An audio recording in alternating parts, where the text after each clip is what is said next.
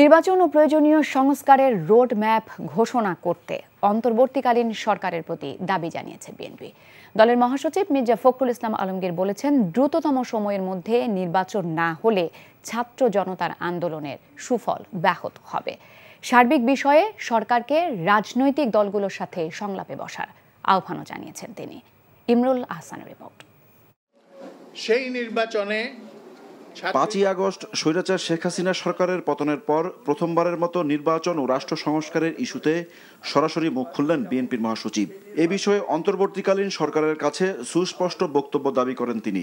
আমরা দেখতে চাই যে প্রধান উপদেষ্টা তিনি অতি দ্রুত জনগণের সামনে তিনি কি করতে চান তা উপস্থাপন করবেন, একটা রোড ম্যাপ দিবেন কিভাবে তিনি অতি দ্রুত একটা নির্বাচনের ব্যবস্থা করবেন, কিভাবে তিনি প্রয়োজনীয় সংস্কারগুলো ঘটিয়ে এবং নির্বাচনের ব্যবস্থা করবেন।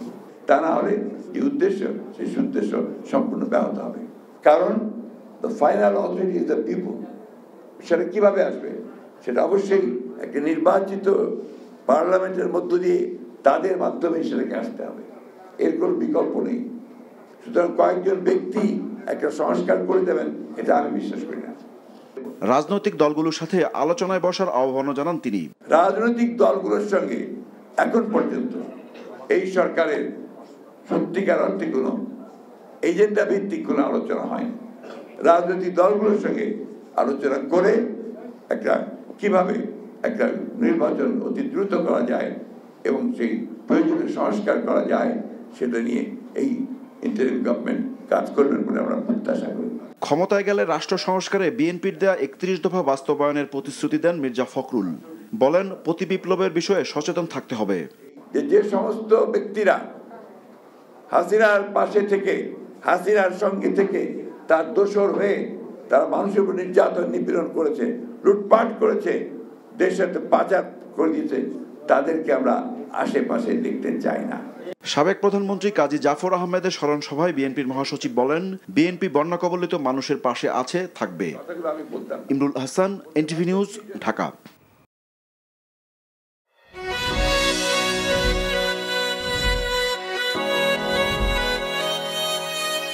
এই শুনছো, উঠো না। আমি বলবো একটু ঘুমাই। তোর বাইরে লেগে এক কাপ চা বানাই দে। ভাইয়া, চাই কি চিনি বেশি দিব নাকি কম? 2 চামচ লবণ দিয়ে দে। চোখেতে হাত ছুঁয়ে আছে সাজানো, পথ চলা কথা বলা যেন শেষ না হয়। আমি যে বিয়ে করছি, আমার যে বউটা একটু ঘোরা উচিত, কারো মাথায় আছে?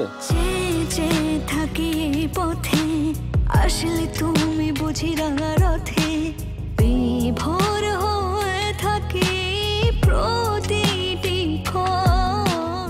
ডাক্তারের কাছে যাবো স্যার। আমার একটু নিয়ে চলেন না।